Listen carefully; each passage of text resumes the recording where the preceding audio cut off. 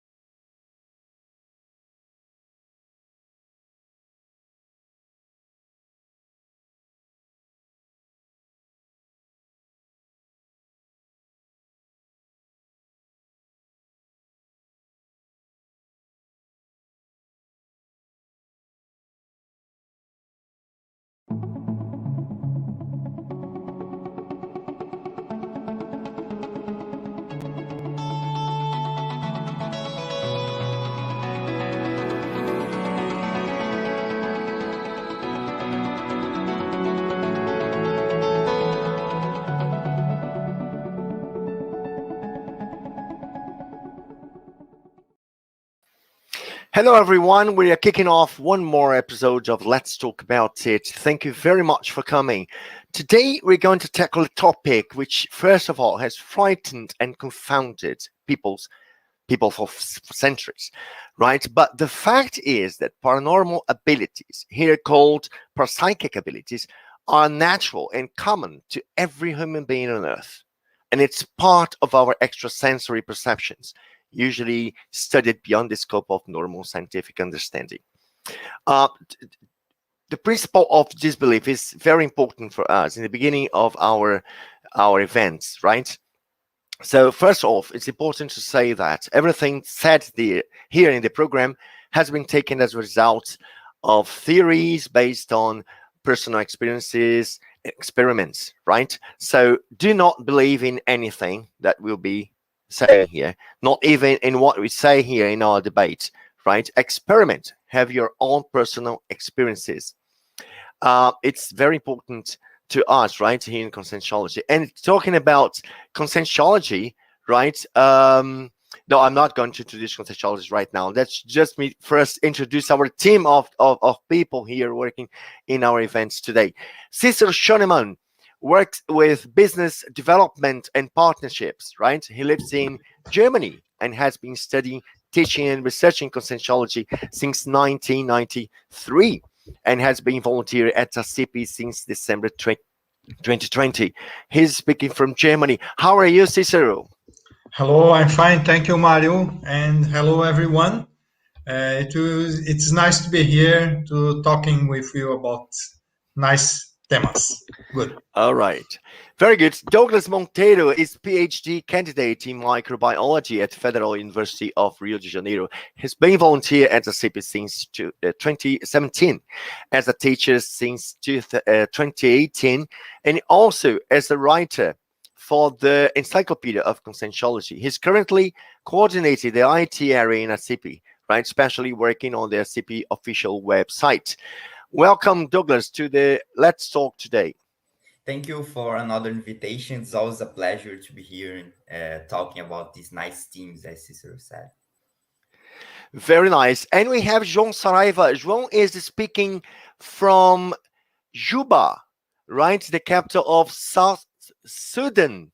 It's far away from Brazil.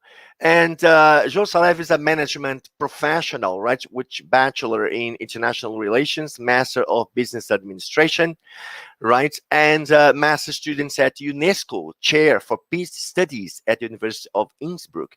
He has more than 18 years of experience in international projects in Latin America and Europe, Africa, and Middle East. And John has been with Conscientiology since 2014.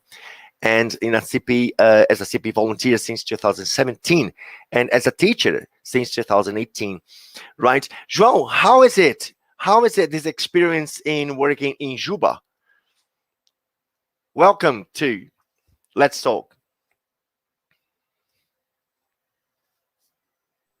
I think I had my microphone muted, and I hope you're listening to me right now. So, well, it's a wonderful experience, and talking about maybe psychic experiences. I mean, there's a lot of difficulties in working in places where you don't have much infrastructure for basic things. So actually, for example, having an internet connection right now, I had to really improvise on my setup, as you can see. So sometimes you just lack the things that you would consider basic in other places. At the same time, when you're engaged in very existential work, the sense of well-being is very. I mean, it really is. You can feel it much more. So besides any difficulties that you have, you feel that you have a lot of help from around, introphysical and extraphysical, and that really hires your sense of well-being. But besides that, thank you again for the invitation, and I'm pretty happy, and it's always a pleasure participating with you, Mario, and all the folks here. I was very glad when I sent you a message to invite you for this episode of Let's Talk, and he said, yes, I'm in. I was, wow, fantastic. I thought you were quite busy over there, but we are happy to have you here, John, today. Very nice. And everything that will be said here today, people, is based on conscientiology, ideas, studies, research, right? And I'd like now, Douglas, to introduce the new science conscientiology to the audience, please. Sure. So conscientiology is the science that studies the consciousness as a whole, with all its bodies, existence, experiences, times and place of life, in an integral, projective, and self-conscious approach in relation to the various existential dimensions. So the consciousness is me, the consciousness is you. It is also all people in human life and all self-conscious beings of dimensions outside human life as well. And the consciential paradigm is focused on bioenergies, multidimensional and pluri-existential scopes, self-research, cosmoethics, universalism, and holosoma. Very good. And the topic today will be about paranormal abilities, right? Paranormal phenomena, which is also known as, in conscientiology, as parapsychic, right? Parapsychic abilities, parapsychic phenomena. And ASSIPI, our institution, is specialized in the study of parapsychism, right, Cicero? Could you introduce ASSIPI to our audience, please? Yes, hello, Mike.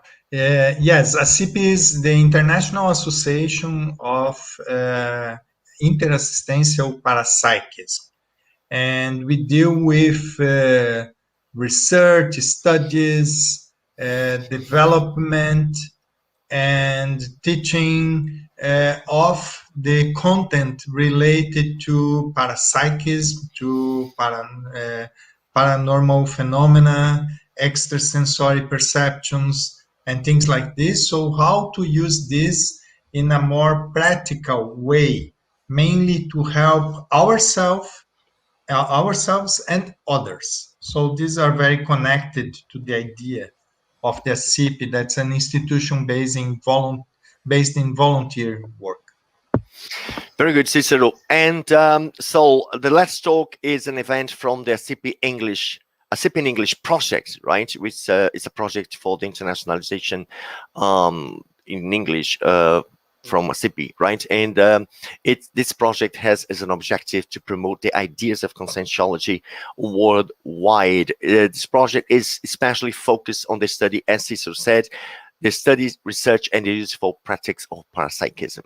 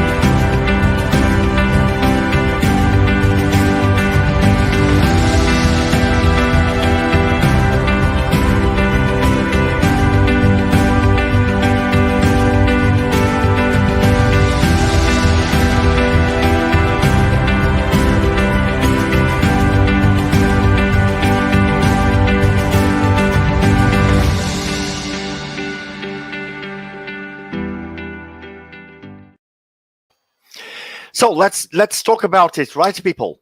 The first thing I'd like to say about this topic is to reinforce the idea of the consciential paradigm, right? Why? Because it studies, it has this scope of that goes beyond the intraphysical reality, right? It studies the consciousness beyond the extraphysical reality, beyond the manifestations in the extraphysical realities.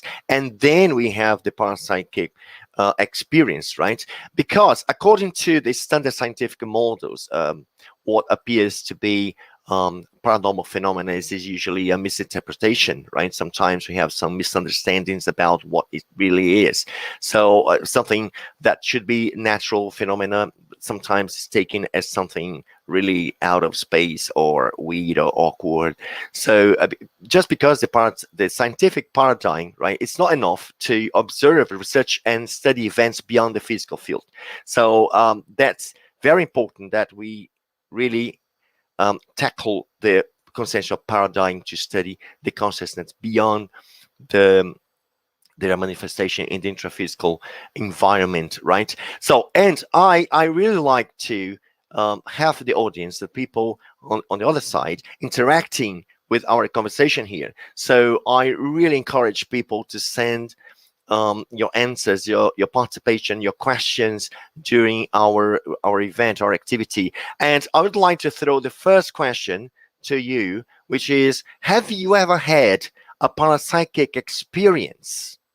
So that would be one good question for you. Have you ever had a paranormal or parapsychic experience? Tell us your experience, and then we can talk about it. Maybe you have some questions about, some doubts that you haven't cleared out. So we are here to, to help you, and let's think together about it.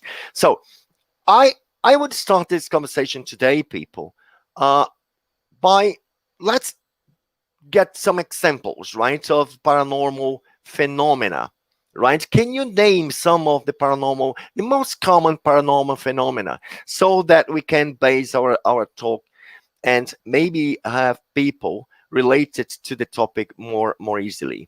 Douglas, can you do this? Can you name some of the paranormal phenomena, the most common paranormal phenomena one might have? Yeah, I think that the most common ones are related to the reading of energies. So people have intuition about, I don't know, someone's going to call me and then the person is calling them. Or you have some precognition, we call that, when you sense that something is going to happen, then it happens. So there's a lot of phenomena related to that. And in Brazil, especially, people, we have these culturally, we have these how can I say that, people are very sensitive to the reception of energies of from places of people. So it's very common to hear people saying that when they meet someone that the energies are not very good, that person or in a place. So I think that's the most common parapsychic phenomena that I know of. Very good. João, have you had your experiences in terms of parapsychic phenomena? Yes, Mario. Actually, yes. I think one very common that most people go through many times in a week is that sensation of being looked at. So suddenly you just have your attention drawn somewhere. You don't know even why. You just looked at somewhere, and there in that exact place is someone staring at you, focused in you. So there's no explanation via your five senses to really have been drawn so automatically to that place. And actually, so you had to use something like a sixth sense or paranormal or extrasensory perception to be able to see that. So that happens to me quite frequently, and I guess talking to other people that it happens to many of us. And to me, one thing that really started to make me reflect and think and trying to understand more of that was an experience of sleep paralysis that I had around 30 years ago or more. And sleep paralysis is that sensation of you wake up, you know that you have waken up, but you cannot move. I mean, I could not move. I could not open my eyes. And it really frightened me because I didn't know what was happening. I said, "Oh, did I die or what happened?" Because I know I'm here. At the same time, I cannot move. And I actually felt in that experience, I felt a presence of two people of my family that had already passed away. So I do they want to talk to me? So what's going on? But I was really frightened.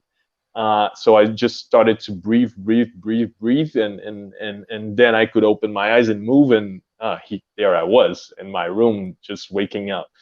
So that was the first time that I could really sense something like that, and it called my attention, or it draw my attention to that there's something else that I'm not perceiving with my sensory perception, my five senses. And then afterwards, well, there are many other stories that brought me to where I am right now with you guys. Very good. And one thing it's important to say, João, is that everyone is parapsychic, right? Sometimes people have this wrong idea of saying, "Oh no, he's parapsychic, he's medium," right? Okay, you can have these abilities developed or well developed because you can have worked with this through life sometimes. But actually, everyone can have one experience like this. I myself had my first sleep paralysis when I was a teenager, and it's important to say that sleep paralysis is a result of the brain paralyzation while working during the REM sleep, right? Because the brain works every night to recover all the cells and everything. And there's this moment of paralyzation. But if you are awake or aware of yourself during the paralyzation, you might have an out-of-body experience because you are outside of the body, right? You are not attached because the brain doesn't give you the command to get attached.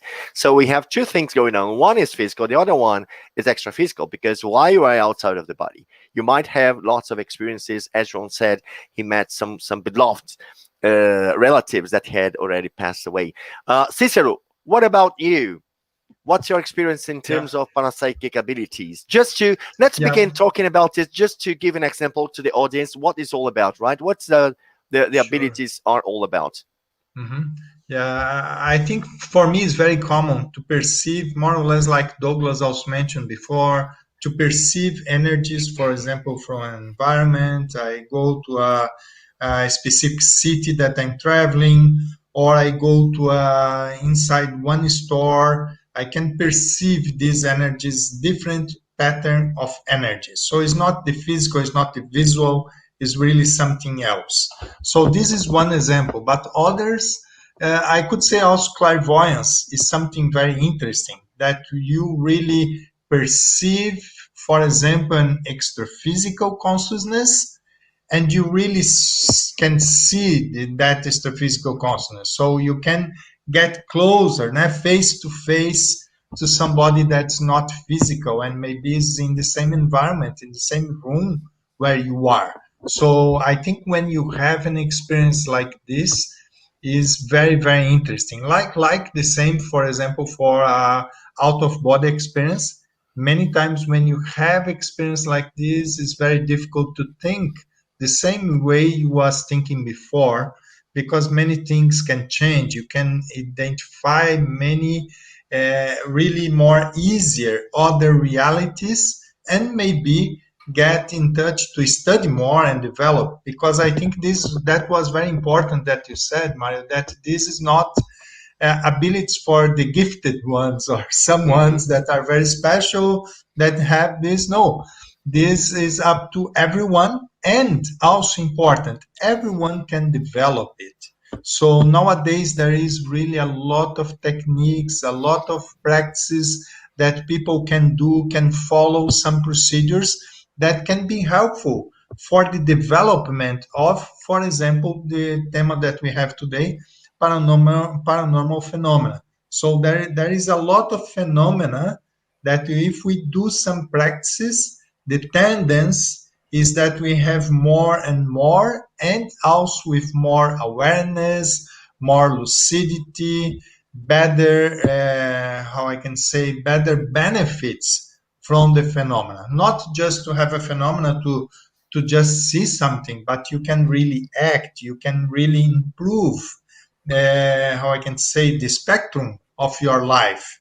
You can use more resources, introduce more resources to your life, and also to help others with disabilities. Yeah, so it's something that I think it's very interesting for everyone to find possibilities to develop. So this is one idea. Very good. And I would come back by throwing the question to the audience today, which is, have you ever had a parapsychic experience, right? People are a bit quiet today, no questions so far. So we are just waiting your questions. Let's talk about together. Your interaction is important, right, to enrich our debate. That would be very nice. If you have any questions, any doubts about the topic, just throw it in our chat box, right? That will be answered as soon as possible. Very nice, people. So I would start with this.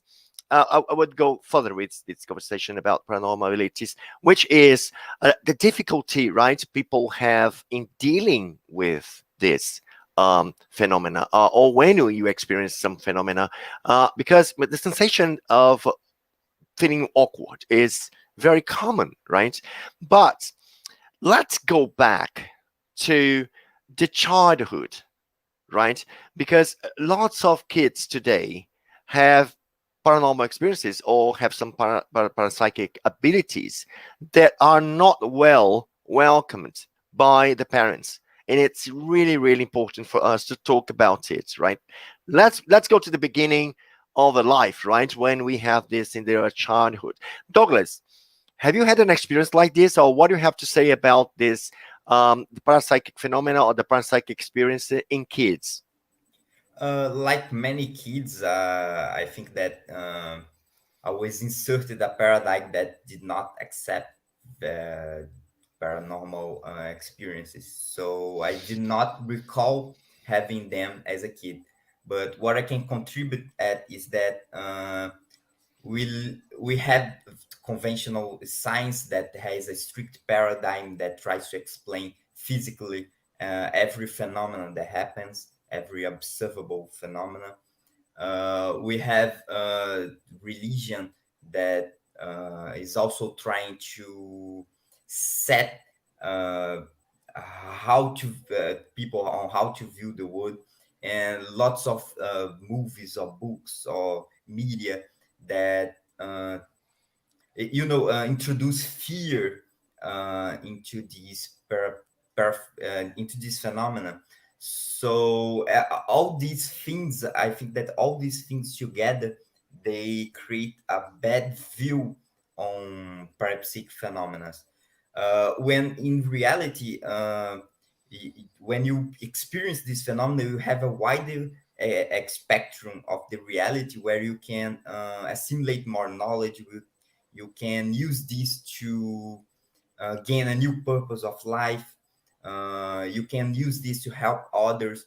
So you should not be afraid of experiencing more and more of the reality that is not only physical. So I think that all these three, the media, religion, and the science, they are contributing to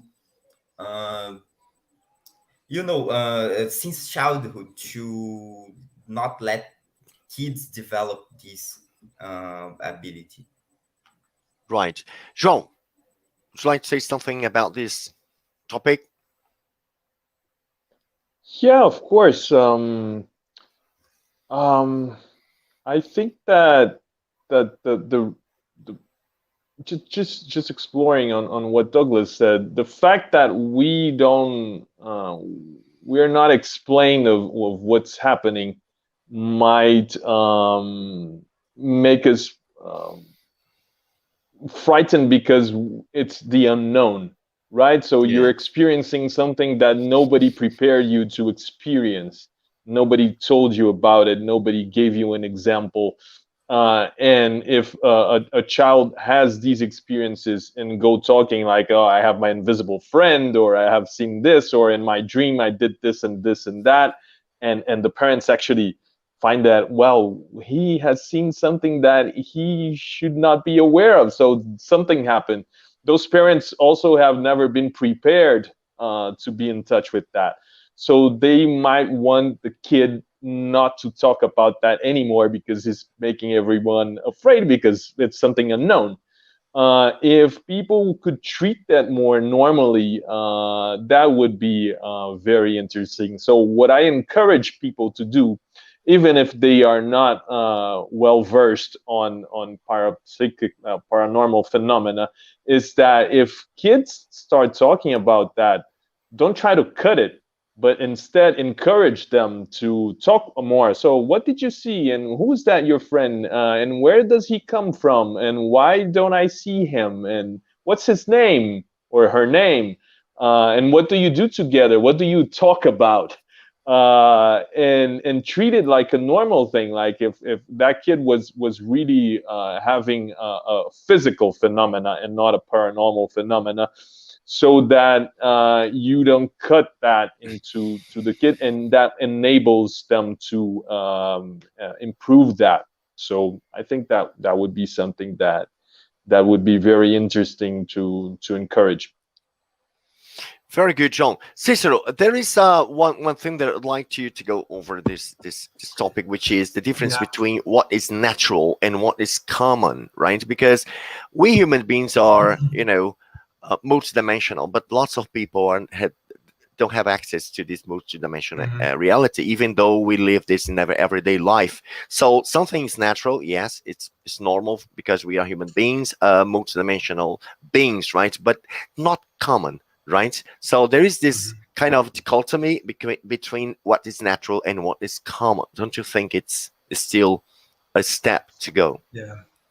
Yeah, I could give one example that I remember when I was a child, and later I understand really what was happening.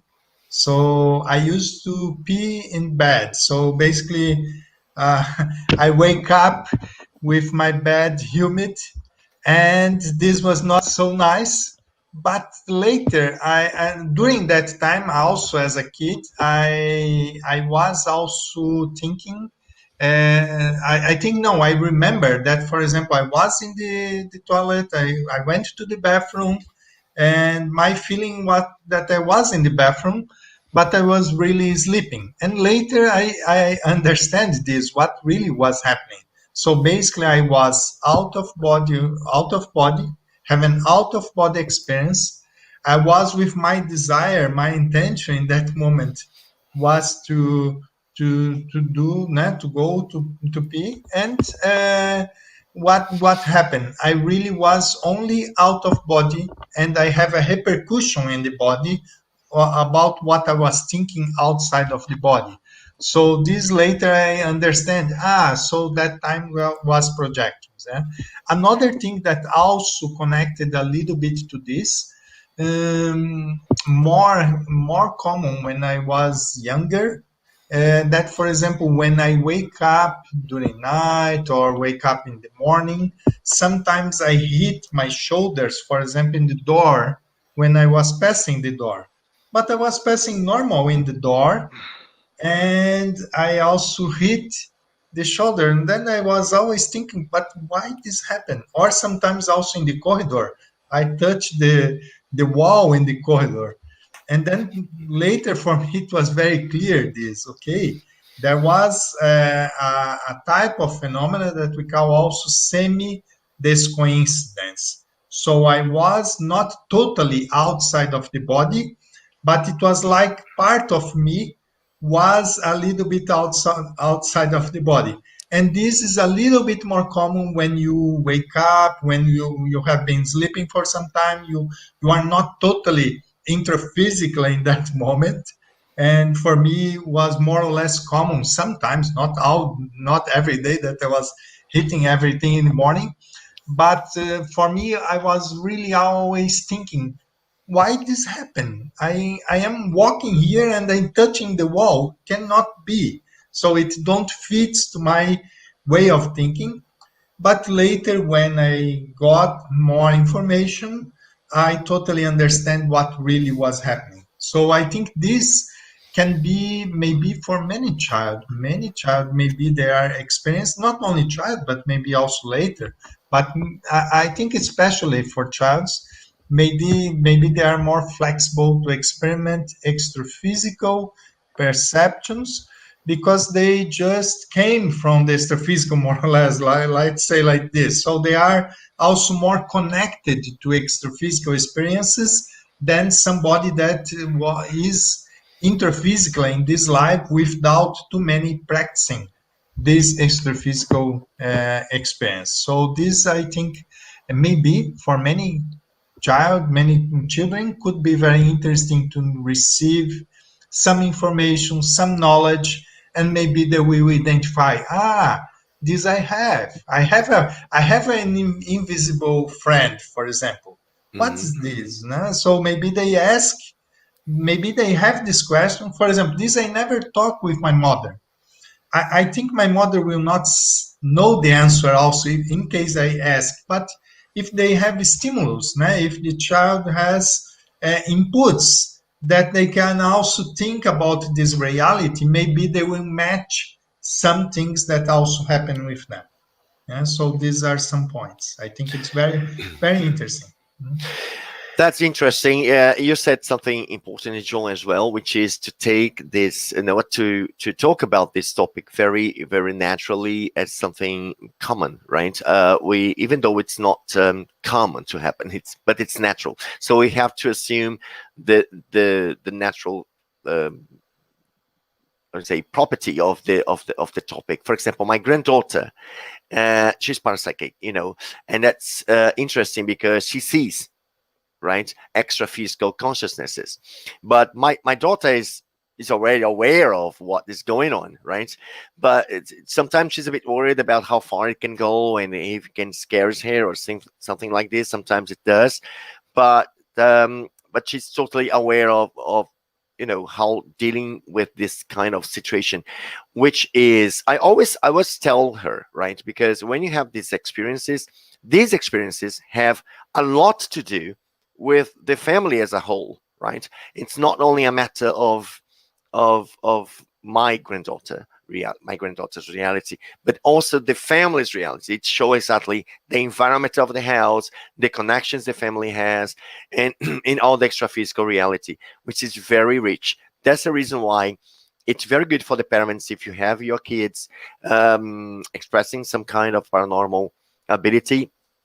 Is first thing to say that it's quite natural, and from that point on you have to do things to get used to this kind of experiences and have the most from it, because the most important thing when you have a parapsychic experience is the meaning of this experience, right? Douglas, when you have an experience like this, the first thing is like, what does it mean? What does it involve, right? What I'm having this kind of experience, okay? Yes, I think that one of the things that I like most in conscientiology is that we always say that more important than the phenomena itself is the meaning that we extract from it. So there are a lot of places where you can go and you can experience phenomena, where you can experience actually phenomena that has physical results, like with ectoplasm. For example, you can move objects or you can materialize extra physical consciousness. But the most important, maybe the more more subtle events are the one that can make the most results for you. So for example, you can have an intuition or you can have a telepathy, and that will can have much more of an inner meaning to you than that phenomena that has all that physical modification, like a materialization. Isn't it? Well, how do you think? Yes, Cicero, would you like to talk about some experiences that you had that actually had a message, an important message for you? Yeah, I think the the meaning are really key points for us to understand. So I think for me the most interesting experiences was really when it was connected, for example, to help.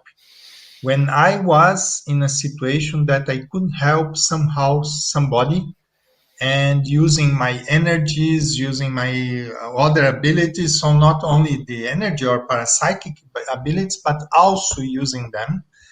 And for example, there was a situation that was in that situation that I couple with somebody, and when I say couple, is that I have a connection, I have a deeper connection, a more energetic, intense connection, in a way that I could not only have my bubble of energies interconnected with the other person, but I could also send energies and receive these energies.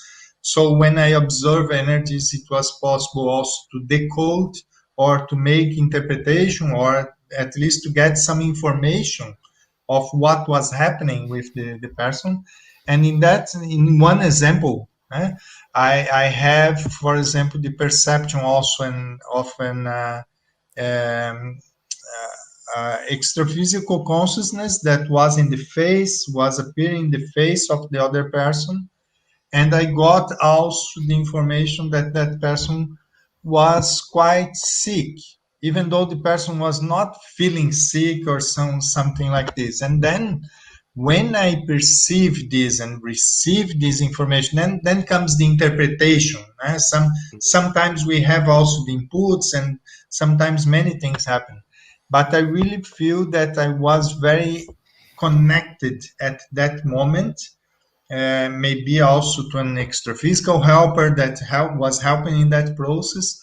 But I really perceive a more intense flow of energies being sent to that person. That was a friend of mine in this case. Okay, so I think this was very interesting for me. I'm not sure. It's difficult to know with 100% that I was really right, that what was happening, but something really happened. And this, I think, for me, it's very important also to understand.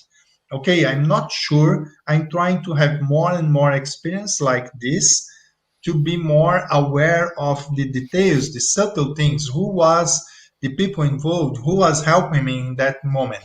But at least to try to understand when I got some information, to try to act or to do or to react. So there are many things that depending on each case, depending on each situation, each phenomena that you perceive, sometimes you need to be flexible enough to try to identify what should be the best approach in that moment. Even if it is only with us, don't need to involve other people. Sometimes it's a message for us. We need to understand, we need to make interpretation.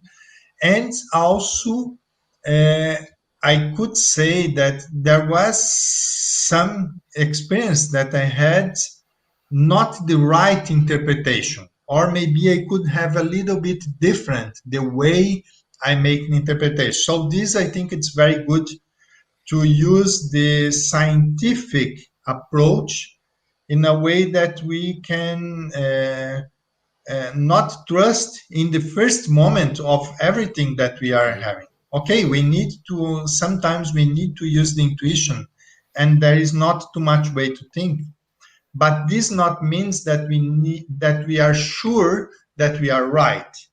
We sometimes we use the intuition to do something that there is no time to do other things, but the interpretation and the meaning, I think this is a lot of knowledge for us, a lot of experiences that we can accumulate.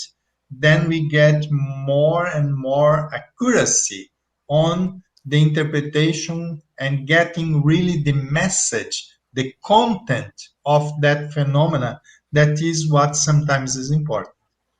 Okay. Very good. And to make the most of it, right? Because sometimes we know that's not very habitual to happen. And when we have the chance to experience paranormal phenomena, it's very important for us to know more about ourselves and to get the meaning of it in order to make the most of it in terms of learning. But one of the obstacles of this paranormal phenomenon when someone is living is to really assume is as natural and common, right? Because sometimes we are afraid of it. João, we know that we have lots of reasons, right, in our society today, because we're not educated to have this phenomena when we were a kid. But in your opinion, actually, what is the most serious obstacle for people to start learning about parapsychic abilities? Because we are talking about something that is human. It's natural. We're not talking about something that comes from the wizard, that comes from the shaman, that comes from the high spiritual master or guru. No, we are talking about something that's very common to everyone. So in your opinion, what is the highest obstacle for people to understand and to take it? We know that the cinema has contributed a lot to build up fear in people, and also religions, right? But in your opinion, what's all about? I think the biggest obstacle is really because if we consider okay, we're not trained, or we're not educated, or nobody explains us that this is possible, so it just becomes an unknown, and an unknown might be something that brings you fear. But it's more than that. We are trained not to like it, or we are trained to make ridiculous of who talks about it, or so even science or religion, as you say, or films and all of that, and stories and frightening stories train you not to like it, so train you to avoid it. So I think Yes. that's the most important blockage. But I mean, there are many things that I would like to explore in this topic, but let me choose some. First is, well, if there is something around me that could influence me in some way, even if it's just by giving me insights, ideas, and things like that. Well, I would like to know. I prefer to know that there's something around me than not to know. And actually, those are going to be more subtle things than a real physical person. So I mean, to me, it feels much less harmful than really having someone there. If you just have a consciousness that you can have any contact, it might be a consciousness that maybe doesn't like me, but I mean, I'm much more in this physical manifestation. I'm much more harmful than any other consciousness that might be there. But usually those consciousness that are around us, they're connected to what we're thinking, what we are dedicating ourselves, what we're trying to achieve. So if you're it's the same thing with the physical presences.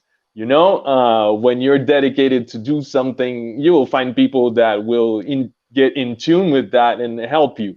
So it's going to be the same thing with the extra physical consciousness that are around you. So if you have good intentions, if you're really doing something that you feel it's important for you to do, from entertainment to serious work, there's no reason why you should fear that there's something there that you cannot see. So, but going back to your question, I think it's just that it's not only that we're not trained to know what's happening. Actually, we are trained to avoid and not like any psychic manifestation. It's not only the lack of education, but actually it's something that goes against it, which is for me more serious than just not educating people for that. We have a question coming from our participants. It's from Irina Kontruta, right? How can we make the real difference between imagination and reality in what a child is telling us in regards with he and she perceived, of what he or she perceived? Douglas? Can I start? Sure. So I think that kids are very imaginative, so perhaps you can't really tell the difference. But I think that the most important is to explain what things are to them, so they can start building a knowledge on that, and someday they will start to be less imaginative, and they will be more certain of what's happening. I don't know would João, Cícero, Mario would like to say something? Yeah, I think it's interesting, and also I think one important thing is do not say no. So sometimes it is really imagination, and sometimes it is reality. Can be both. Because child has it's common for child to have imagination, but I think it's also interesting in situations like this, also to chat, to explore more the subject. And when you are talking with the child, sometimes depending on the question or depend the topics you mention, or depending on what then this clarification that Douglas mentioned, depending on what the child is answering, you give some information here, do another chat. So sometimes you keep a contact and explore a little bit more other things additionally to the first thing the child just said. So sometimes, depending on it, it will be possible to perceive it's more the percentage of fantasy is higher than the reality, because sometimes not totally reality and not totally imagination. They are percentage, sometimes this is common for some kids. And also depending on the age of the kid, depending on the kid, and depending on the moment, maybe not all moments, so needs flexibility also to deal with this situation. But sometimes it's also possible to ask the kid, depending on the age. For example, what you told me, it's serious? Are you making a joke? Or maybe not just in the first question to not break the information, but later maybe you can just ask the reality. If you are not sure, sometimes you can make some questions, and some kids are very open to say, I joke with this, and for them it's not a problem to joke and to say that they are joking. So depends on each child, the temperament of the child, what the child is more open to share with the parents than the relatives. So this is, I could say, depending on the situation, case by case. But I think really a good thing is to explore a little bit more the experience. Go a little bit in a normal chat, even if you, even in case could be imagination, but what's the problem to talk with a kid about the imagination of a kid? So it's always information that are being shared, and I think this can be interesting also. Yeah. Very nice. Sean? Yeah.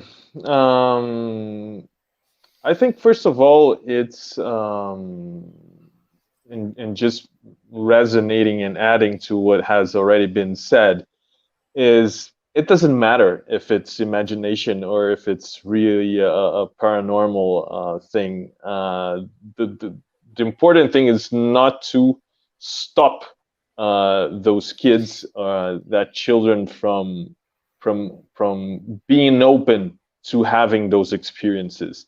So even if it's everything like fictional and it's all in creativity of the child, why would you stop that? Maybe you're stopping an author of great fictional novel books Yes. from enhancing their creativity. Yeah. Exactly. So I mean, I don't find any reason for stopping that. And if it's all mixed, it's okay. I think that when the child starts to mature, if it has not been blocked in that, they will realize where they're just inventing, and they'll see the things that, well, this is actually happening, and I really experience it as a very material and not subtle thing. One other thing is, I could expand that question to what we feel. I mean, for example, if you have like clairvoyance, or you hear sounds, then it's very easy to say that that's something external that you are in some way being able to connect and realize that that's happening. But most of the psychic experience are more like intuition or insights or inspiration for thoughts. In my personal case, that is where I really manifest my psychic abilities. Is much more into things that come to my mind and inspirations than really things that I could talk to a spirit that is in front of me or things like that, which would involve clairvoyance, or they're more expressive, I would say, psychic abilities. So we all have to kind of try to, we don't have to do it, but I would encourage everybody to start thinking about, okay, what are the types of thoughts that I usually have by myself? And what are the thoughts that seem to have a pattern, that they resonate with me in some way, but it's more like someone else communicating with me something, and then I elaborate on an idea that came from outside. And that's the kind of thing that I'm trying to develop more in myself, because I see that there's a lot of inspiration that doesn't come from inside. but actually I receive it from outside, and then I elaborate on the inside based on what I know and my knowledge and all of that. So again, the same way that a child might get confused on what is imagination and what is really happening, I think that we as adults, we also get a bit confused, or myself, I get confused on what is an inspiration from outside and what is a real idea that I'm having by myself, and I'll leave it here. That's right. And what commonly happens also, Jean, based on what you said, is that people are usually taking for granted that kids must not be taken seriously, right? And I don't agree with that, because sometimes kids are very serious. They are very serious. They say things that they are really experiencing. For example, when my granddaughter said the other day, there is a man over there, and my daughter said, "Who's he?" I say, "I don't know. He's a man." And she started describing the man at the door. Quite natural, not a fuss, So then we have to say that, oh golly gosh, what's going on? Instead of this, they say, "Oh great, so it's a nice person, so he's visiting us. Great, very nice. It's a friend. Okay, no problem. Let's not make a fuss of it." So quite natural. So, and they are serious. She was not playing. She was not having, imagination. Sometimes they are very convincing. The kids are very convincing. So there is a reason, right, behind those experiences. So one thing I would say that you can really see how serious the kid might be when having this kind of experiences is the logic behind it. Because sometimes there is a logic. They are having a real conversation. It's the same as when we have a clairvoyant experience.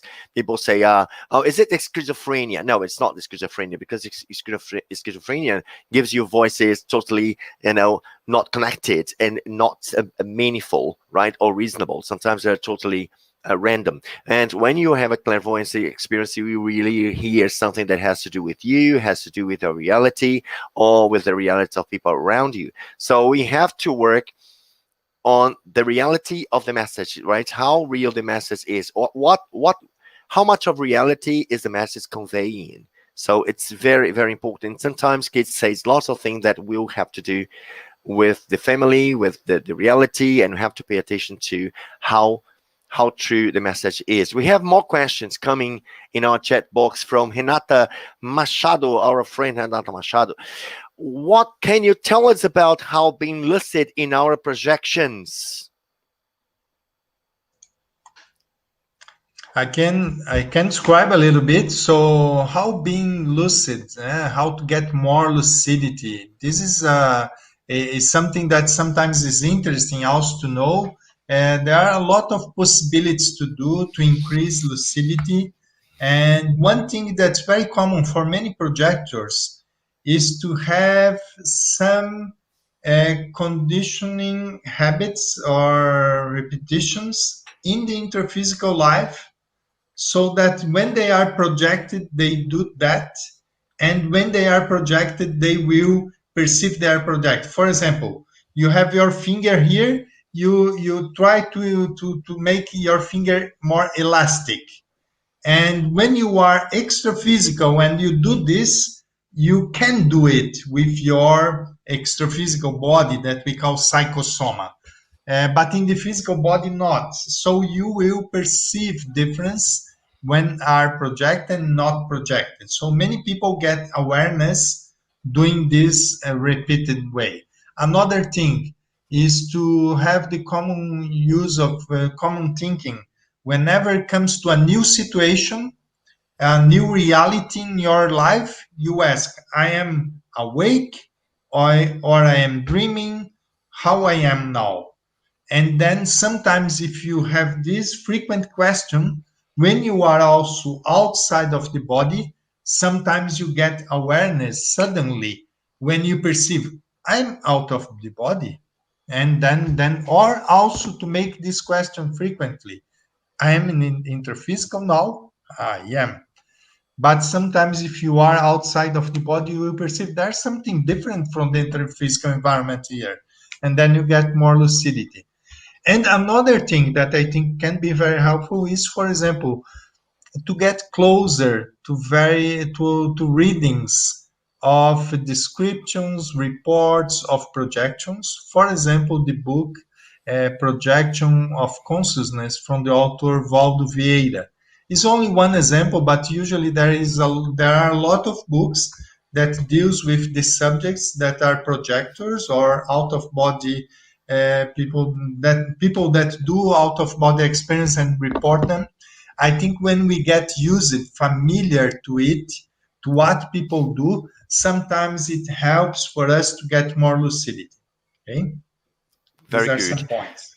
Yeah, when we have one more questions because we're just coming close to our end. But Douglas, the ability to conceive paranormal phenomena begins in imagination, in openness, or open mind. Yes, I think that you being open-minded always help having or at least perceiving more of the phenomena that is occurring next to you. And also, imagination, I think that people that are more imaginative, they are more open-minded to these phenomena. So I think that it all helps a little bit. But the problem with imagination is that you need to be able to tell imagination from reality when these phenomena occur. Very good. And we have one comment before going to the last words, which is a comment from Jairo Meireles, another friend. Jairo, how are you? Once I was traveling in Mexico with my family and we were playing the pool, and my daughter said, "Dad, I lived here and I had another mom. I freeze." Yeah, that's right. Good, excellent. She's aware, and she has knowledge that goes beyond the present physical experience, which is fantastic. Very nice for your contribution with this comments, Jairo. And then, people, while we are now closing to the end, so our friend Talita, yes, we're just going to advertise the 3rd International Week of Conscientiology Cognopolis coming up from 20 to 29 August. It's an online event in Foz do Iguaçu, Brazil. It's evolutionary planetary interconnection with 9 days. Sorry, it's 9 days. 9 days of works being presented, and we have all these speakers here and the topics, right? So don't miss the chance to participate in this event. Will be huge, entirely spoken in English, right? And it starts in August. And we have our Karina Riasha, our friend instructor Karina Riasha, talking about energy from the environment, right? Bioenergies and their influence in daily life, with emphasis on energies from the environment and their repercussions. So Karina will be talking on August 23rd, Monday at 2 p.m. And coming up and in ASSIPI, right, a course which is multi-existential self-inheritance with instructor Mario Oliveira. He will be talking about the importance of experience acquired through successive lives in the process of consciential evolution. And the highlights: learn about the importance of past life experiences, recognize acquired consciential assets, elucidate how past life experiences may be at work during one's current lifetime, consider one's tendency and innate talents, evaluate possible parapsychic abilities, and learn about the microsome hypothesis, right? To enroll for this course, go to our website at assipi.org/loja, right? And participate. It will be a massive course because it will take 2 days with lots of information in 2 days from 9 a.m. to 12 p.m. People, unfortunately, we have to say bye-bye to our episode of Let's Talk. John Saraiva, thank you very much for participating from Juba, South Sudan. You are quite far from us, 5 hours ahead, but your participation was fantastic. Thank you, John. Your final words. Always a pleasure, Mario. One of the good things about these cyber or virtual internet encounters is that the distances are they cease to exist. So I actually am a fan of being with people present in the same place.